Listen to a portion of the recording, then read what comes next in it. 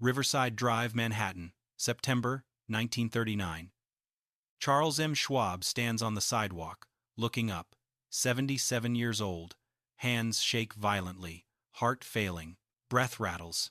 Behind him, a moving truck idles, diesel smoke choking the air. Men load boxes, not many boxes, most furniture already sold, auctioned to pay debts. He stopped counting. The mansion rises 5 stories above, dominating the entire block. Pink granite glows. 116-foot pinnacles pierce sky, Gothic spires visible from New Jersey, 50,000 square feet of limestone and marble. Built 1906, $6 to $10 million, $200 million today. The most expensive private residence ever constructed in Manhattan. A palace that made kings jealous. Andrew Carnegie, the Steel King, stood here once and said it made his own Fifth Avenue mansion look like a servant's cottage. Charles Schwab smiled. That was the moment he built this palace for, the moment Carnegie had to admit Charles Schwab had surpassed him. Beautiful, yes, a kingdom carved from ambition, the dream, the throne, eternal, but cursed. Charles cannot pay property taxes anymore, cannot afford heating bills, cannot maintain the swimming pool, Roman bath, turquoise Spanish tiles, cannot maintain the bowling alley, the 1,200 pipe organ, 3 elevators, cannot pay staff, all gone, dismissed. 8 months ago, wife Emma died, heart failure, 43 years marriage. Now Charles lives alone, wanders empty corridors, footsteps echo marble floors gathering dust. He is moving to a small Park Avenue apartment. 4 rooms. 4. After 75. Doctors say 18 months left. Heart failing. He will die there, far from palace built to prove he was greater than Carnegie, greater than Morgan, greater than Rockefeller. 9 years later, mansion demolished. Replaced with apartment building. Schwab House. Middle-class apartments built on ruins of his dream. This is the tragic story of Charles Schwab, the richest man who died broke. Can you build a palace so grand it destroys you? If you enjoy deep investigations into Gilded Age architecture and the families who built it, please like, subscribe, and tell me in the comments which house to explore next. Your support makes these detailed stories possible. Charles Michael Schwab was born on the 18th of February, 1862, in Williamsburg, Pennsylvania, a town so small it barely appeared on maps. His father, John Schwab, was a wool weaver and part-time farmer, a man who worked 14-hour days and had nothing to show for it except calloused hands and a bent back. There was no money in the Schwab household, no connections, no advantages, no inheritance waiting in some distant relative's will. What Charles had, from the earliest age he could remember, was hunger. Not the physical hunger of missed meals, though he knew that too, but the deeper hunger of a boy who watches rich men's carriages roll past and swears to God that someday he will own one. The kind of hunger that wakes you up at 4 in the morning while everyone else sleeps, that keeps you awake until midnight studying by candlelight, that makes you watch other men eat while you calculate how to take their plate. And men are faces often 170. He watched his father age 20 years in 10, watched his mother, Anna, scrimp and save to feed 6 children on wages that barely covered rent. Watched wealthier boys ride past in carriages pulled by horses that cost more than his father earned in a year, boys who wore tailored suits and attended private schools while Charles wore hand-me-downs and walked 3 miles to a one-room schoolhouse. He watched and he remembered. He remembered every slight, every sneer, every moment when someone looked at him and saw poverty instead of potential. He swore he would be different. He swore he would own the carriages, the houses, the respect that came with money. He swore that someday people would look at him and see power. At 16, with an 8th-grade education and dreams too big for Williamsburg, Charles left home. He took a job as a stake driver for Andrew Carnegie's Edgar Thomson Steelworks in Braddock, Pennsylvania. A stake driver, the lowest position in the plant. He hammered wooden stakes into the ground to mark where rail lines would go, where equipment would be installed, where buildings would rise. His pay was $1 a day, $6 a week, $300 a year if he worked every day without missing a shift. He worked 12-hour shifts in heat that could melt iron, temperatures that climbed above 120 degrees near the furnaces. He was surrounded by men who lost fingers to machinery, who were crushed when ladles of molten steel tipped and poured, who died when furnaces exploded and sent shrapnel through their bodies. He watched men age into cripples by 40, their backs broken by years of lifting, their lungs blackened by coal dust and smoke. But Charles Schwab was not like them. He did not just work, he studied. He watched how the furnaces operated, how the Bessemer converters transformed pig iron into steel, how the rolling mills shaped the steel into rails and beams. He learned the chemistry of steelmaking, the temperatures required for different processes, the timing that separated success from disaster. He understood that steel was not just metal. Steel was power. Steel was railroads stretching across continents. Steel was skyscrapers rising in cities. Steel was bridges spanning rivers. Steel was the future, and whoever controlled steel controlled everything. Within 6 months, Andrew Carnegie noticed him. There are stories about this first meeting, probably embellished over the years, but they capture something true about Schwab's personality, his relentless drive. Carnegie visited the Edgar Thomson Works one midnight and found young Charles Schwab in the furnace room, covered in soot and sweat, replacing a broken valve that controlled the flow of molten steel. It was midnight. Schwab's shift had ended at 6. He had stayed 6 hours past quitting time, unpaid, because the furnace could not wait until morning, because production would stop, because Carnegie would lose money. Carnegie asked him why he cared so much about a company that paid him $1 a day. Schwab looked him in the eye, and this was important. Looking Andrew Carnegie in the eye took courage that most men did not possess and said, "Because someday I'm going to run it." Carnegie laughed. But 3 days later, he promoted Schwab to assistant manager. Schwab rose through the ranks with a speed that made older men resentful and jealous. By 25, he was superintendent of the Homestead Works, one of Carnegie's largest plants, overseeing thousands of workers and producing hundreds of tons of steel daily. By 30, he was president of Carnegie Steel Company, the most powerful industrial enterprise in America, maybe the world. He was making decisions that affected the national economy, negotiating contracts worth millions, managing operations that employed tens of thousands. And by 38, he had helped broker the sale of Carnegie Steel to the financier J.P. Morgan, creating United States Steel, the first billion-dollar corporation in history. The sale price was $480 million. Charles Schwab became the first president of U.S. Steel, the most powerful industrialist in the world. He had more money than he could spend in 10 lifetimes, more influence than he could measure. But he did not have the one thing he wanted most: respect. Not from workers, not from politicians, not from newspapers. He had all that. What he did not have was respect from the people who mattered, the old money families who had been rich for generations, who inherited their wealth instead of earning it, who looked down on anyone who smelled of factories and furnaces. The Astors, with their real estate empire stretching back to the fur trade. The Vanderbilts, with their railroad fortunes and mansions that looked like European palaces. The Morgans, whose banking empire financed nations and toppled governments. These families invited Charles Schwab to their parties because they had to, because he controlled too much of the economy to ignore, because excluding him would be a dangerous insult, but they sneered behind his back. They called him the steel worker, said he still smelled of the furnace no matter how expensive his cologne, said his table manners betrayed his poverty, said he would never be one of them no matter how many millions he made. Even Andrew Carnegie, the man who had lifted him from poverty, who had seen his potential when he was hammering stakes for $1 a day, treated him like a protege, never an equal. Carnegie lived in a mansion on Fifth Avenue, a French Renaissance palace that occupied an entire block between 90th and 91st Streets. 64 rooms filled with art and sculpture and furniture imported from Europe. When Schwab visited, and he visited often because Carnegie summoned him to discuss business, Carnegie would tour him through the art gallery. He would stop in front of paintings by Rembrandt and Titian and Raphael, explaining their provenance, their value, their significance, making sure Schwab understood the gap between them, making sure Schwab knew that wealth alone was not enough.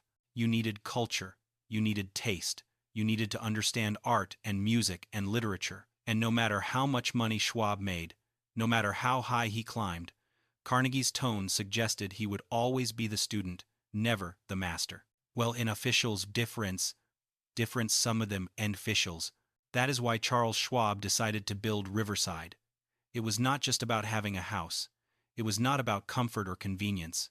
It was about war, a declaration of war against everyone who had ever looked down on him, who had ever treated him as less than equal, who had ever suggested that birth mattered more than achievement. He would build something so grand, so overwhelming, so impossibly expensive that even Andrew Carnegie would have to admit that Charles Schwab had won. He would prove that a poor boy from Pennsylvania could own more beauty, more luxury, more prestige than men born with silver spoons. He would force the world to see him not as a steelworker, not as Carnegie's protege, but as a king in his own right.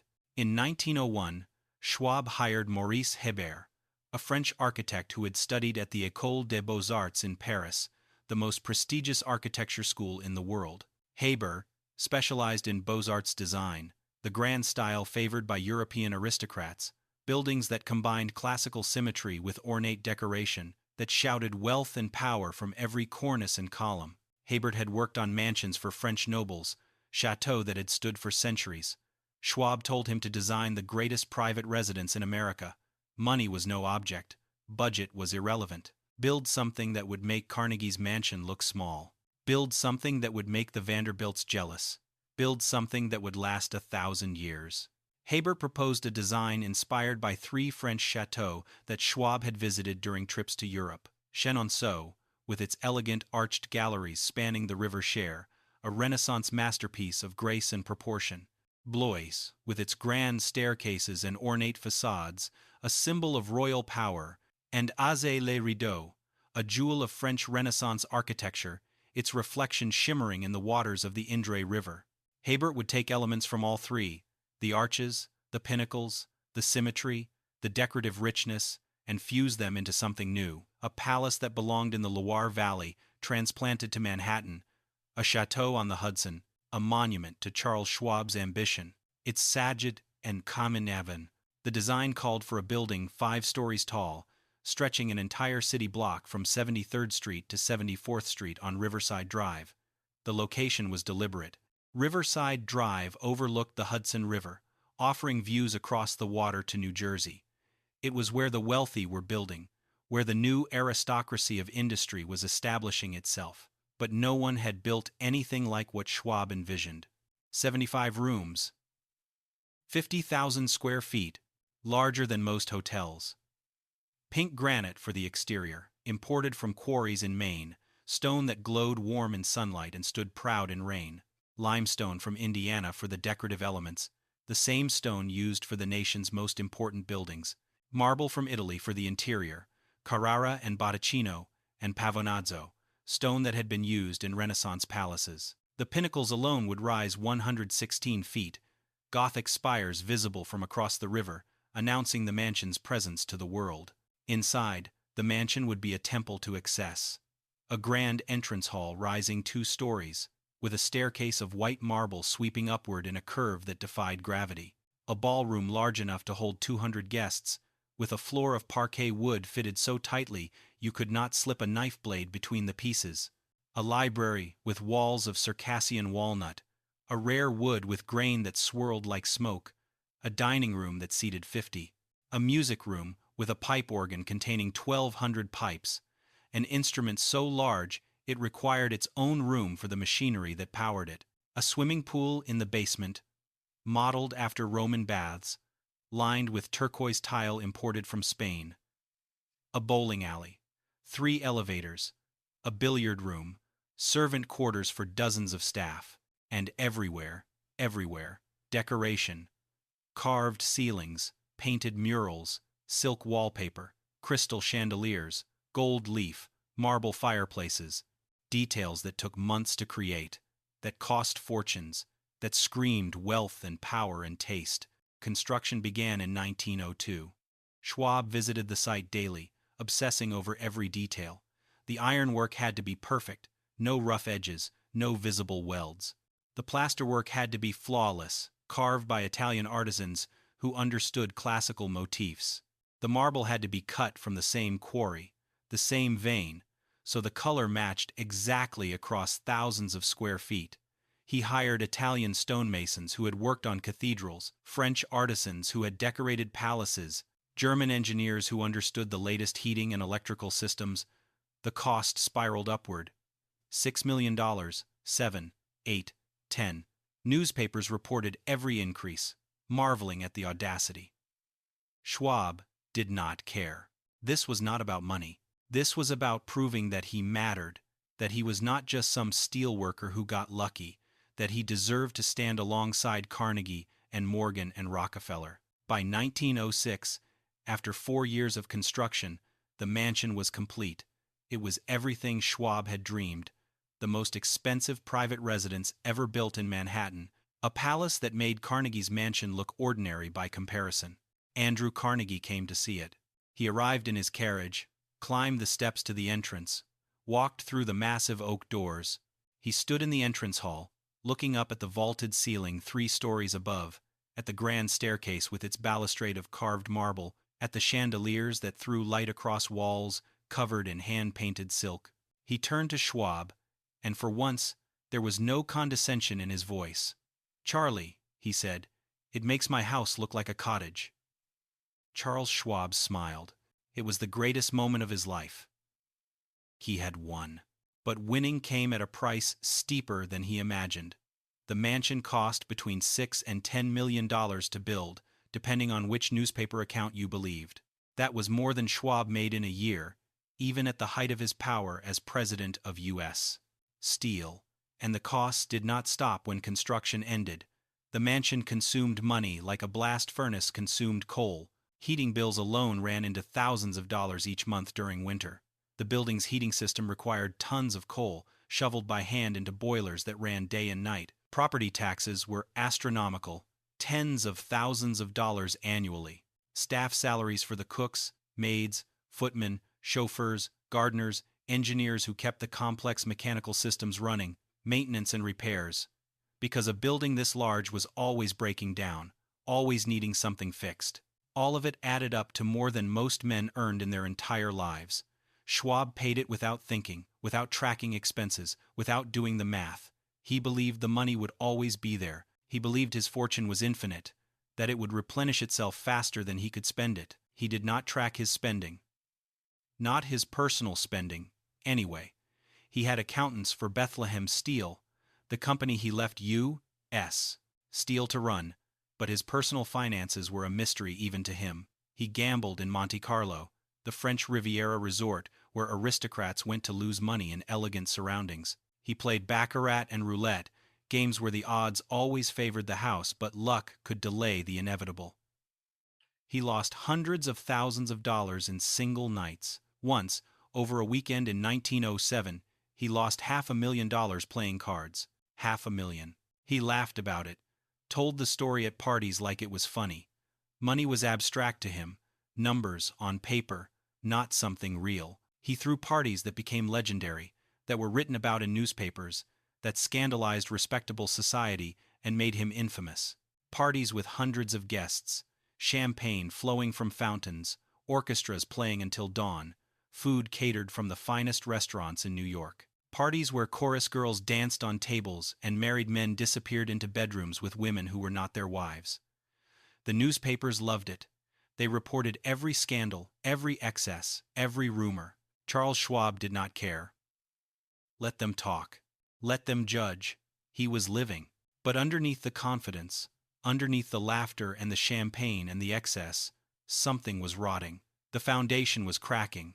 The fortune was finite. The money was running out. And Charles Schwab, the man who had risen from $1-a-day stake driver to the most powerful industrialist in America, did not notice. He believed he was untouchable. He believed the good times would last forever. He did not know that in 1929 the stock market would collapse and take his fortune with it. He did not know that the mansion he built to prove his worth would become the thing that destroyed him. But that knowledge was coming. It was patient. It was inevitable. And it was waiting. The first time the foundations of the Schwab mansion were laid open to the sky, Riverside Drive looked like a wound. What would one day become a pink granite palace was, in 1902, just a raw, gaping pit carved into Manhattan's side. Men swarmed at the bottom of it, their silhouettes small against the vertical walls of earth and rock, picks and shovels flashing in the weak light. Steam rose from their bodies in cold weather, mixing with the breath of locomotives that crawled past on nearby tracks. The sound of their labor was a constant rhythm, the thud of pick into stone, the scrape of shovel against gravel, the shouted orders in English and German and Italian. They were digging a grave for Charles Schwab's old life and a throne room for the new one. He visited the site almost every day. The president of Bethlehem Steel, a man whose telegrams could move markets, stood in the mud with his hands clasped behind his back, watching men paid a few dollars a day carve out the base of his dream. He wore a heavy overcoat in winter, a hat pulled low against the wind coming off the Hudson. In summer he came in lighter suits, silk handkerchief at his neck, wiping away sweat as easily as he ignored the sweat pouring down the faces of the workers below. He asked questions. He wanted to know how deep they would go, how many tons of earth would be removed, how many cubic yards of concrete would be poured. The foreman gave him numbers: 10,000 cubic yards of excavation, 3,000 cubic yards of concrete, enough to build a small town. Schwab nodded, satisfied. It was not enough for him to own the house. He needed to understand what it cost to raise it from nothing. Into that pit, they poured the skeleton of the mansion. Concrete footings spread like roots across the bottom, reinforced with steel rods that Schwab insisted be provided by his own company. If he was going to build a palace, it would be supported by Bethlehem Steel. Workers erected brick walls, built retaining structures, installed drains to carry away groundwater. They laid out corridors, boiler rooms, storage spaces, a place for the swimming pool, a place for the bowling alley, a place for the miles of pipes and ducts and wires that would eventually carry heat and water and electricity to every corner of the house. The basement of the Schwab mansion was a mechanical heart, beating beneath the surface, hidden from sight, essential to life. Above, the stone began to rise. The pink granite came from quarries in Maine. It arrived on flat cars, massive blocks coated in dust, each block marked with chalk symbols that only the foreman understood.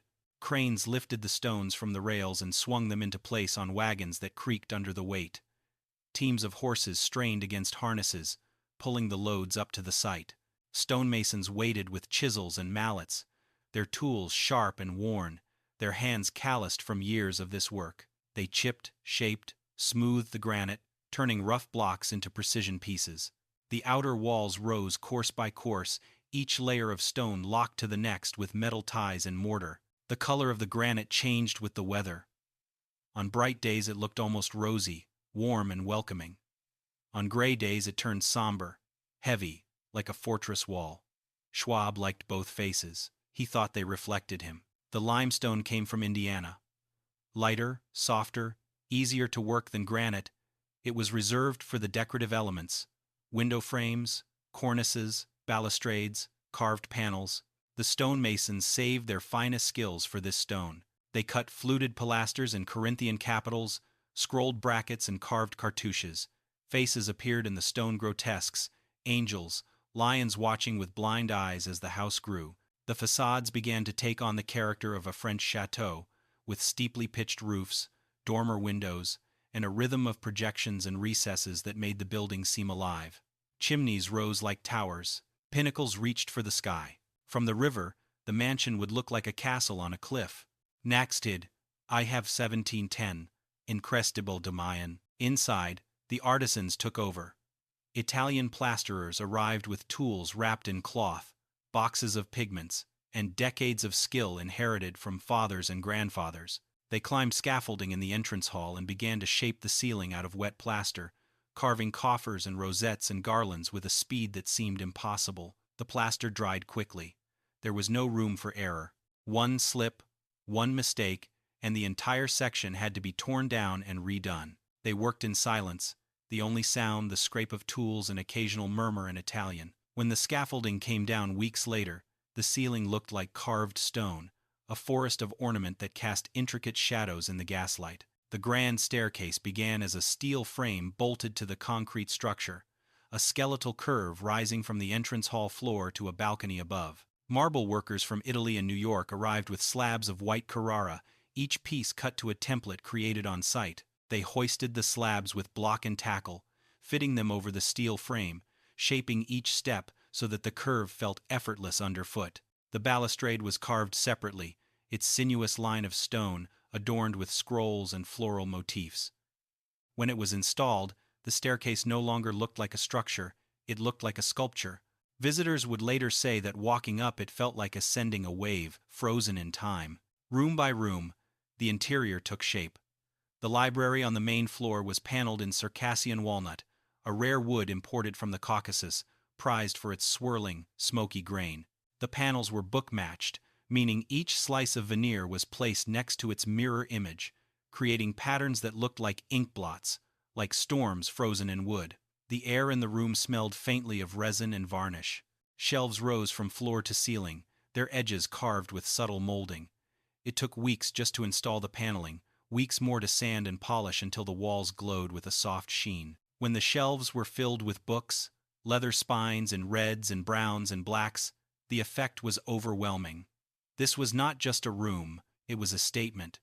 I have not only money, I have knowledge, or at least the appearance of it. The dining room was designed for spectacle.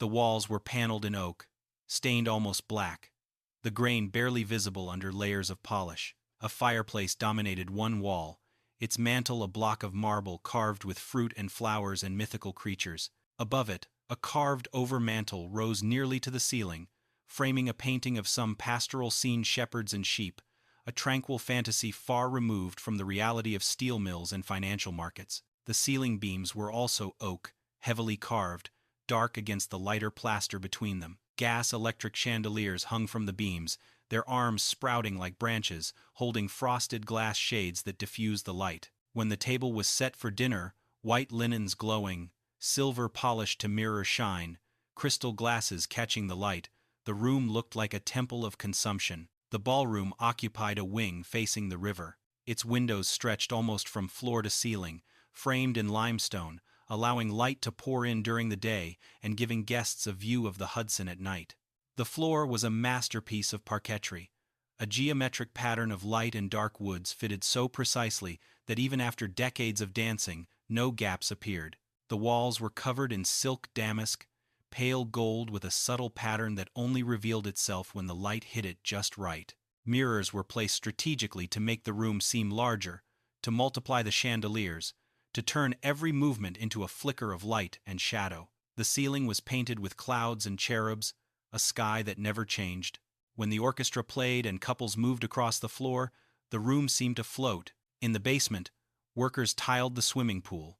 It was not large by modern standards, but in 1906 it was an absurd luxury. The pool was lined with small square tiles in shades of turquoise and deep blue, arranged to suggest depth and movement. Steps led down into the water, each tread edged with darker tile so swimmers could see where they were placing their feet. Around the pool, the walls were painted with faux marble panels framed by pilasters, giving the illusion that the entire room was carved from stone. Niches in the walls held statues of classical figures: Venus, Apollo, nymphs holding urns. The air smelled of damp stone and chlorine, a strange contrast to the scent of coal smoke that wafted in from the boiler room next door. At one end of the house, installers from a German organ firm unpacked crates containing pipes of every size, from thin tubes no longer than a forearm to monstrous cylinders taller than a man. They assembled the 1200 pipe organ in a chamber behind the grand hall, its pipes arranged in ranks like an army.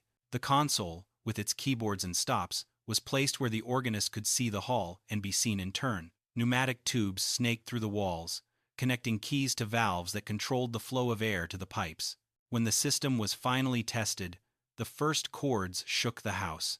Sound rolled through corridors and up staircases, vibrating in the marrow of bones. It was not just music, it was a demonstration of power. Downs and Crace. If you wrecked it as market, rate some of them malach, when you want of it stared. Mechanical systems were threaded invisibly through the structure.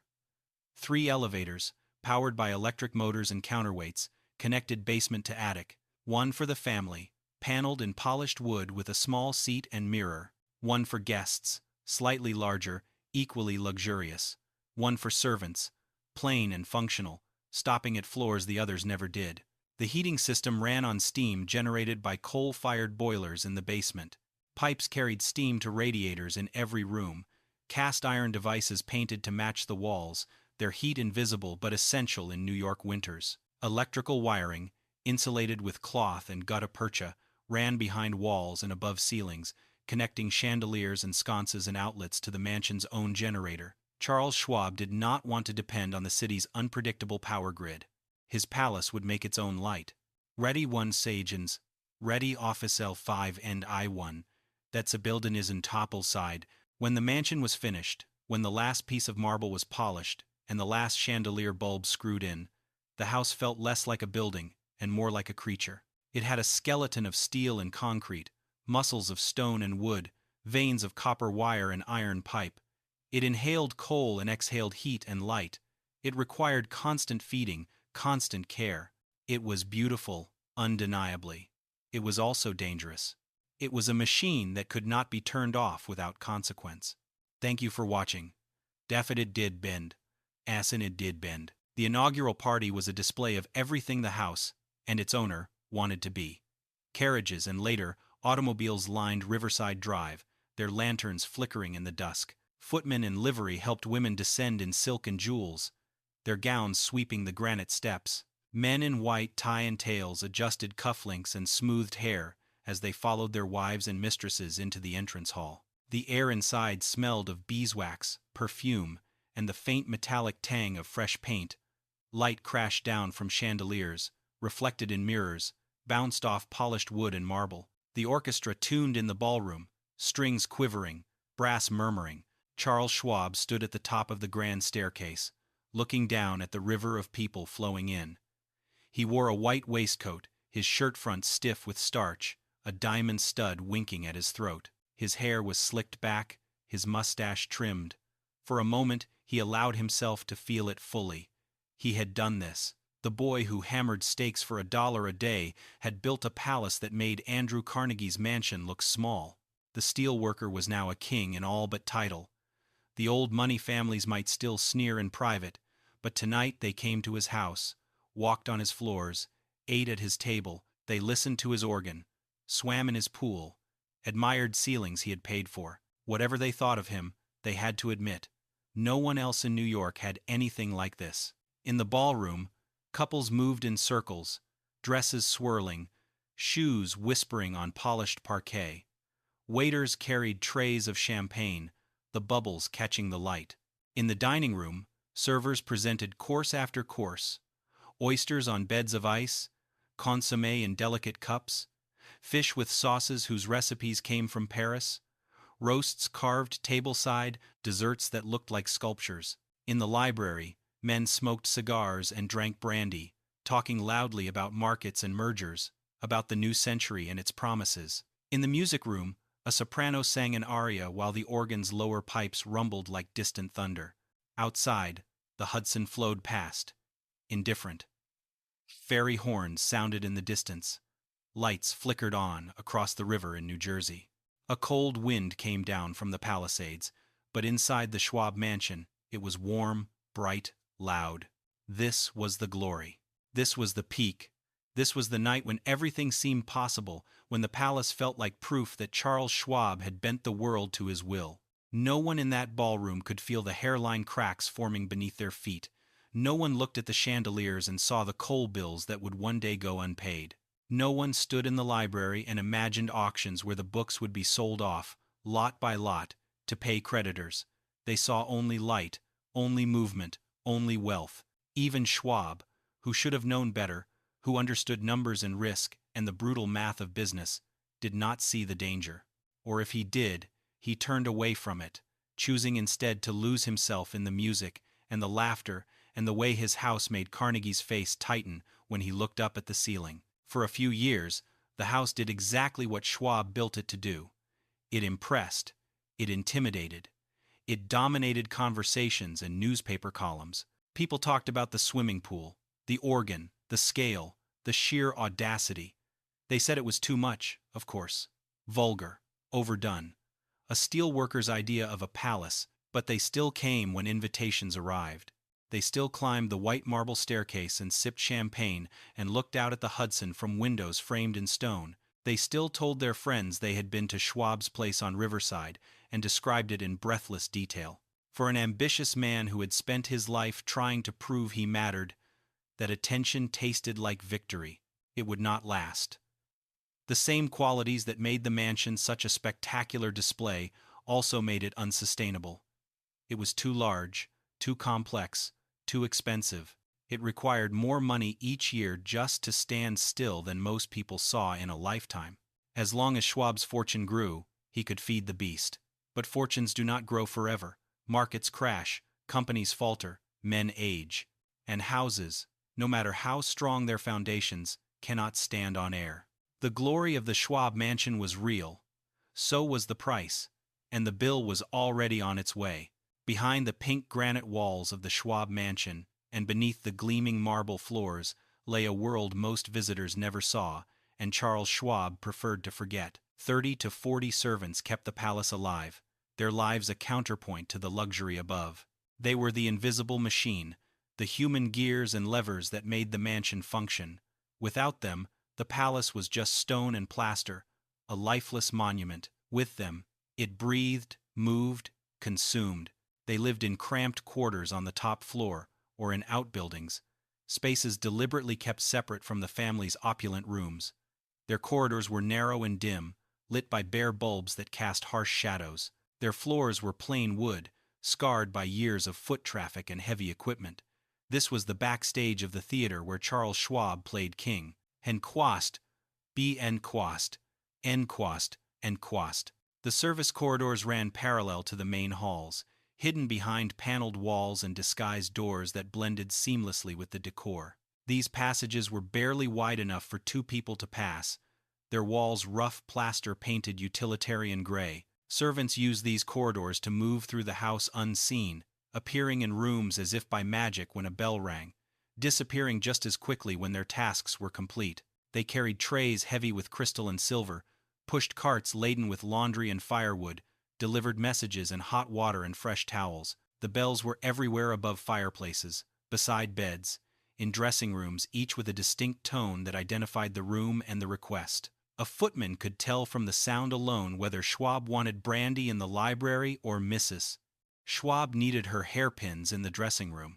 212, 21, and 80 mat, and Mame Day. The kitchen occupied most of the basement, a vast industrial space divided into specialized areas that hummed with controlled chaos. The main kitchen contained two massive coal-fired ranges, each a black iron beast 6 feet long, with multiple ovens and burners. Lighting the ranges required an hour each morning. They had to be fed constantly with coal shoveled from bins nearby. The heat was infernal, especially in summer when temperatures climbed above 110 degrees and the air thickened with steam from boiling pots. Cooks worked in thin cotton uniforms soaked through with sweat within minutes, their faces flushed red, hair plastered to foreheads. They prepared elaborate meals for dinner parties, first courses of oysters from Chesapeake Bay served on crushed ice with lemon wedges and mignonette sauce, consommes simmered for hours from veal bones and vegetables, poached salmon with hollandaise that required perfect emulsion or the sauce would break. The head cook ruled the kitchen like a tyrant, a woman in her 50s with arms thick as a blacksmith's and a voice that cut through the din. She barked orders at sous chefs, chopping mirepoix on scarred wooden boards, at scullery maids peeling endless potatoes into buckets of cold water, at pastry chefs rolling dough paper-thin for vol au vents and mille feuilles. Sauces reduced slowly over low flames in copper pots polished inside to see your reflection, their handles wrapped in cloth to protect hands from heat. Roasts turned on spits powered by clockwork mechanisms, fat dripping into pans below to baste the meat. The air smelled of searing beef and caramelizing sugar and burning coal, a thick miasma that coated throats and lungs. Cooks drank water constantly from tin pitchers, ate salt to replace what sweat carried away, collapsed occasionally from heat exhaustion, and were revived with cold cloths before returning to work. The scullery was worse, a steam-filled dungeon adjacent to the kitchen where maids stood at deep sinks filled with scalding water. After a dinner for 50, there were hundreds of pieces to wash. Limoges porcelain plates hand-painted with the Schwab crest, baccarat crystal glasses etched with floral patterns, heavy silver flatware, monogrammed CS, serving platters large enough to hold a roast goose. Each piece was scrubbed with lye soap that ate skin and raised blisters, rinsed in vats of boiling water, dried with coarse cloths, inspected under gaslight for spots or streaks. A single watermark was unacceptable. The piece went back into the sink. Maids worked 12-hour shifts, their hands raw and cracked, fingernails split, skin peeling in layers. The lye fumes burned their eyes and throats. Many developed chronic coughs from breathing steam mixed with soap and coal smoke. They wrapped hands in vinegar-soaked rags at night to dull the pain, but by morning the skin was raw again.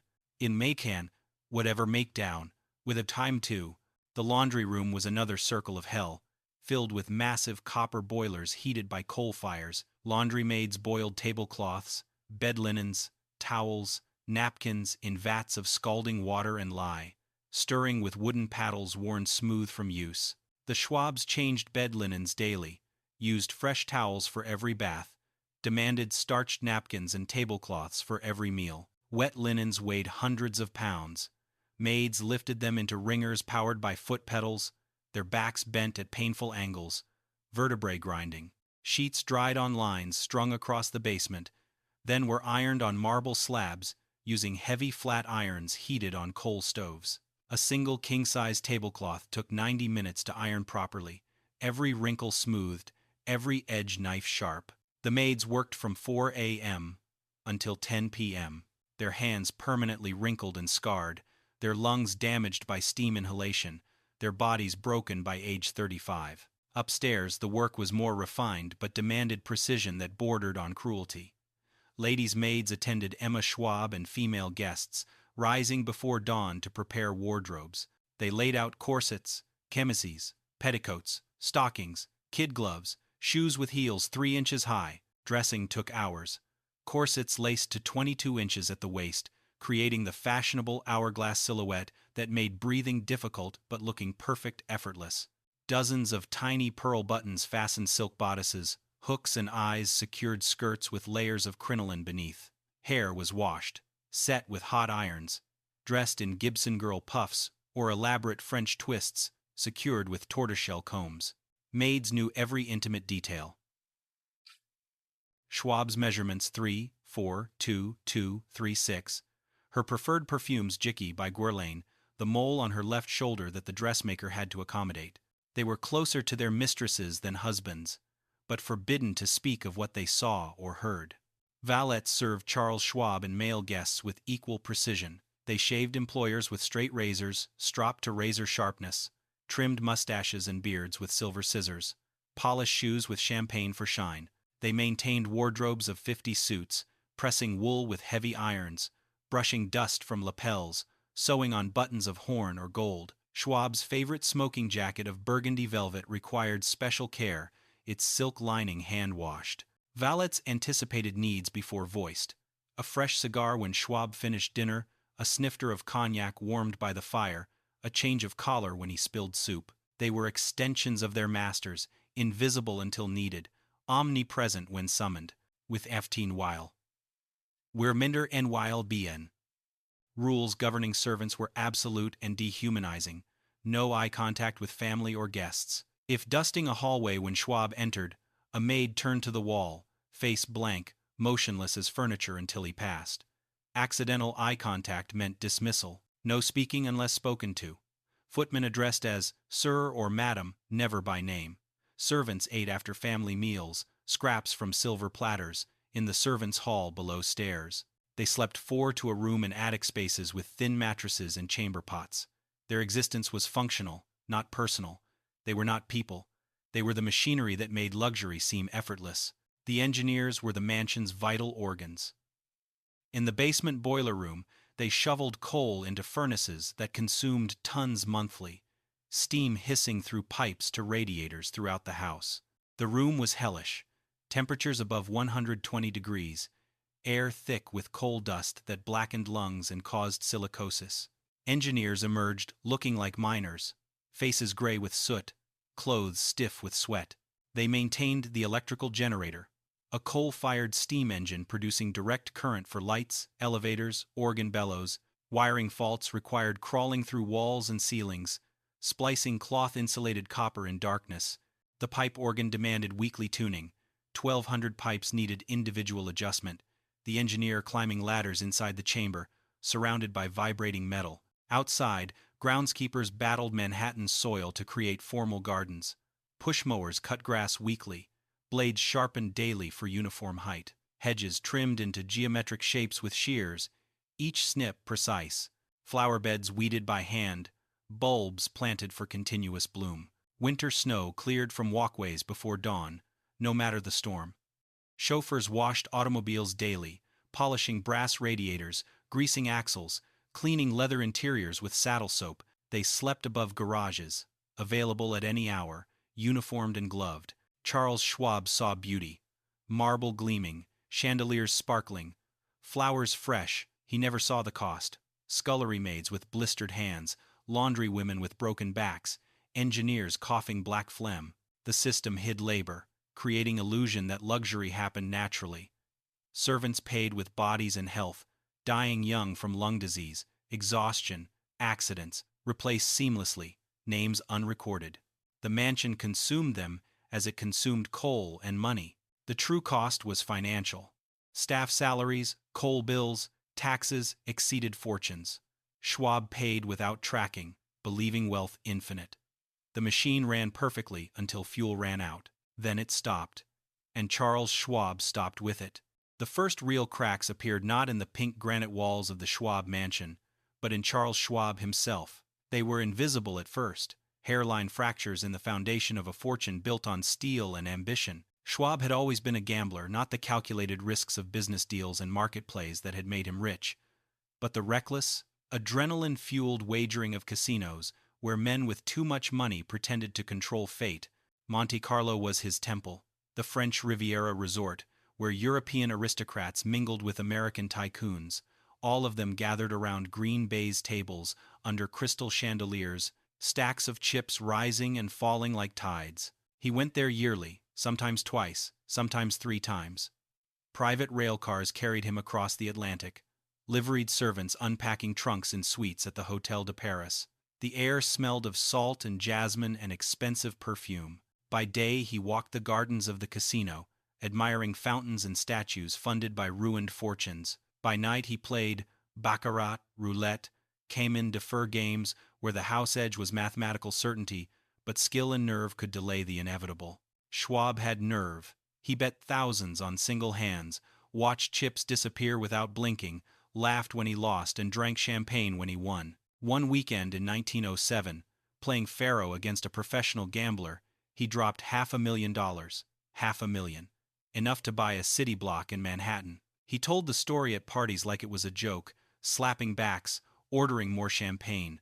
Money was numbers on paper to him, abstractions that could always be replaced. The newspapers feasted on the stories. Steel King's Riviera romp, Schwab drops fortune at Monte Carlo, billionaire gambler loses $500,000 in weekend. Reporters lurked at the casino, bribed croupiers, interviewed losers who claimed friendship.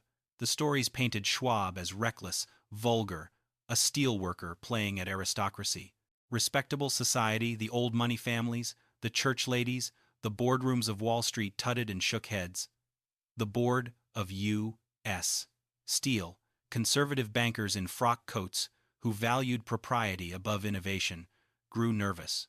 In 1903, 4 years after the company was formed, they asked for Schwab's resignation.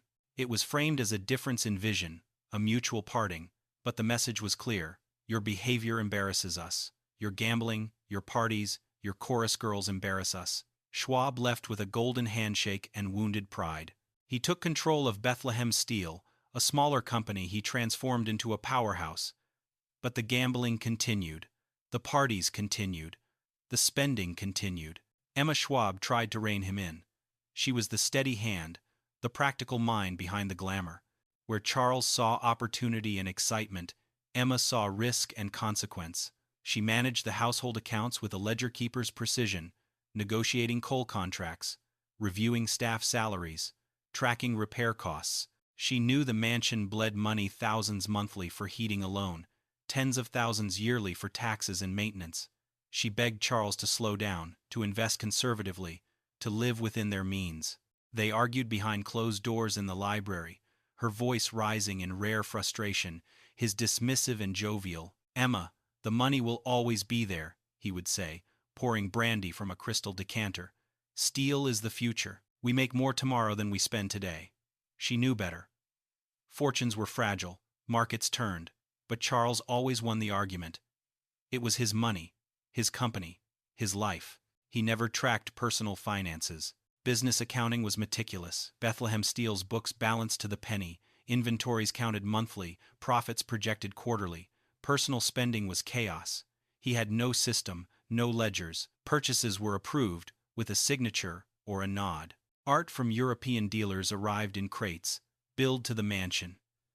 Jewelry for Emma, watches for himself, cars and yachts and racehorses, all charged without question. Gifts to friends, loans to relatives, donations to universities and hospitals. Schwab was generous to a fault, impulsive, warm-hearted.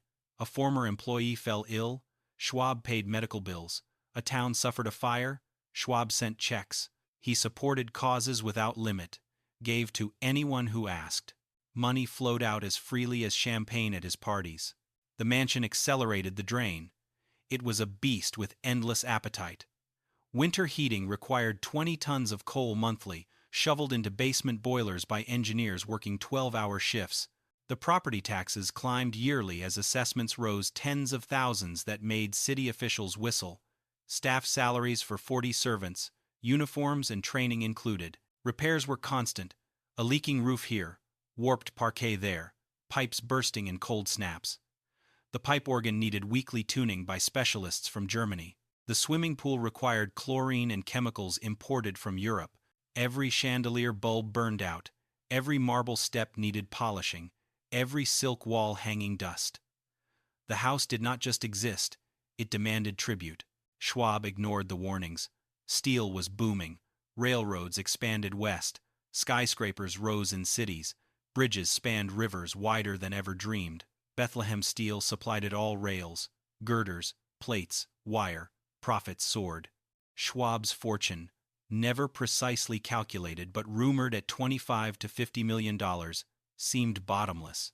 He bought a yacht, the Emma, named for his wife. He raced horses at Saratoga. He collected paintings by Turner and Constable, hung them in rooms already crowded with art. Life was a golden blur of parties and travel in excess. The future stretched infinite before him. Then came Black Thursday, the 24th of October 1929. The New York Stock Exchange became a slaughterhouse. Investors panicked, dumping shares at any price. Brokers called margin loans, forcing sales that drove prices lower. By noon, ticker tape machines lagged 3 hours behind trades.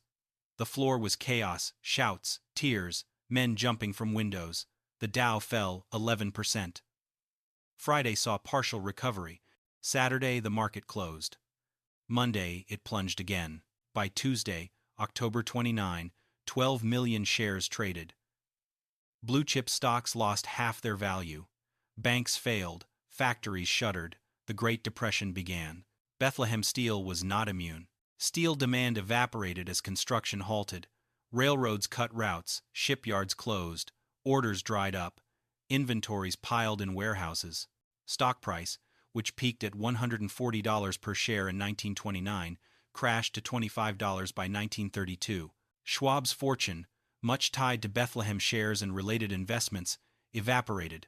Not all at once, but steadily, relentlessly. Dividends cut, loans called, assets liquidated. By 1932, he was worth half what he had been. By 1935, a quarter. The mansion, once a symbol of triumph, became a millstone. Expenses did not shrink. The house still needed heat. Taxes still came due. Remaining staff expected wages. Schwab cut corners where he could. Servants dismissed. Wings closed. Parties canceled. The pipe organ gathered dust. The swimming pool drained. Gardens grew wild. But cutting was painful, visible. Guests noticed empty rooms, heard echoes where music once played. Whispers spread. The Schwabs are in trouble. Creditors circled. Lawyers sent letters. The golden life tarnished. Emma Schwab saw it coming. She tallied bills, balanced ledgers late into night, heart strained from worry, body weakened by years managing chaos. The 20th of October, 1936, she died in the master bedroom. Third floor, Riverview, walls papered pale blue silk, canopied bed with linens changed daily. Doctor said heart failure. Family knew truth. Exhaustion killed her. Managing Schwab's extravagance for 43 years broke her spirit. Charles shattered. They met as children. She loved him through stake-driving days and steel-barren nights. Now alone in 75 rooms, he wandered corridors, footsteps echoing off marble, silence worse than noise. Every room mocked him. 3 years, he endured. Heart weakened like Emma's. Doctors warned rest, diet, no stress. Impossible in crumbling palace. Winter 1937. Heating failed in East Wing. Pipes burst, flooding parquet. Repairs unaffordable. Summer 1938. Roof leaked during storms. Plaster ceilings sagged. Taxes unpaid. City notices piled. 1939. New York threatened seizure. Schwab, 77. Broken. Capitulated. September, he fled. Moving truck took 4 rooms worth. Bed, desk, photos, books. Furniture auctioned. Art sold. Rugs rolled. Shipped. Palace emptied. Park Avenue apartment waited. 4 rooms. Modern, clean, anonymous. No pinnacles. No organ. No ballroom. Contrast brutal. Schwab sat nights staring Hudson views, remembering mansion parties. Ghosts danced, Emma laughing, Carnegie toasting, Morgan smoking cigars. Reality. Nurse checked pulse, delivered meals, waited death. The 18th of September 1941. Charles Schwab died. Heart stopped, apartment quiet. No headlines like steel-barren days. Estate settled. Debts $1.7 million. Assets $1.4 million. Penniless. Newspapers noted irony. Man sold $500 million. Company died broke. Mansion stood empty 7 years. Vandals shattered windows. Graffiti scarred walls. Homeless sheltered ballroom. Fires scorched floors. Roof collapsed. Rain flooded interiors. Pink granite weathered. Pinnacles cracked. 1,947. Developers bought cheap. 1,948. Demolition began. Wrecking balls swung. Granite crumbled. Marble smashed. Organ scrapped. Pool rubble filled. Site cleared for apartments. Schwab House. Irony, complete middle-class families lived ruins of excess. Charles Michael Schwab built the Schwab Mansion, the most expensive private residence ever constructed in Manhattan, not to live in comfort, not to entertain friends, not even to impress his wife. He built it to conquer death. He believed that if he surrounded himself with enough beauty, enough marble and gold and crystal, enough proof of his wealth and taste and power, the world would be forced to remember him forever. He believed that a palace could make a poor boy from Williamsburg, Pennsylvania, immortal. That pink granite walls 116 feet tall, that 50,000 square feet of imported stone and wood and silk, that a swimming pool, modeled after Roman baths, and a pipe organ with 1,200 pipes could etch his name into history deeper than any steel beam he ever forged. He wanted the Astors and Vanderbilts and Morgans, the old money families who sneered at him behind gloved hands, to walk through his halls and feel small, to admit that birthright meant nothing next to achievement, that a steelworker's son could outshine them all. He was right about immortality, in the cruelest possible way. Charles Schwab is remembered, but not as the visionary who brokered the sale of U.S. Steel for $480 million, not as the man who rose from hammering stakes for $1 a day to running the most powerful industrial enterprise on earth, not as the generous philanthropist who gave freely to universities and hospitals and anyone who asked. No, he is remembered as the punchline, the cautionary tale, the steel king who died broke, the man who built a palace too grand to maintain, who gambled away millions in Monte Carlo, who wandered empty rooms grieving for a dead wife while creditors pounded on the door, the man whose ambition devoured him whole. The irony is so thick it chokes, Schwab built Riverside to surpass Andrew Carnegie, the mentor who treated him like a promising student but never an equal. Carnegie died in 1919, at 83, 12 years before Schwab. But Carnegie spent his final decades doing what Schwab never learned, giving it all away. He donated 90% of his fortune, $365 million in his day. Billions today to libraries, universities, concert halls, peace foundations. His name adorns Carnegie Hall, Carnegie Mellon University, thousands of libraries in small towns across America. His Fifth Avenue mansion still stands, preserved as Cooper Hewitt Smithsonian Design Museum, visited by tourists who marvel at its beauty. Carnegie is remembered not just as the richest man who ever lived, but as the most generous, the man who understood that true immortality comes from what you build for others, not what you hoard for yourself. Schwab died the 18th of September, 1941, at 79, in a 4-room Park Avenue apartment.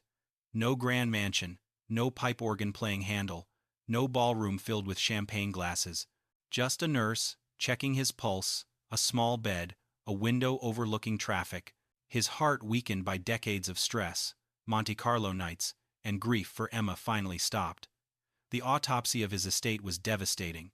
Debts totaled $1.7 million, assets appraised at $1.4 million. After creditors took their share, almost nothing remained. The man who controlled $500 million at his peak died penniless, his final checkbook showing more red ink than black. Newspapers that once chronicled his triumphs now tallied his failures. Steel King dies in poverty. It was not quite accurate. He was not sleeping on park benches, but close enough to sting. The Schwab mansion outlived him by 7 years, standing empty on Riverside Drive like a hollow monument. Vandals shattered stained glass, spray-painted obscenities on silk walls, smashed chandeliers that once cost fortunes. Homeless men built fires in the ballroom, scorching parquet floors where 200 guests danced.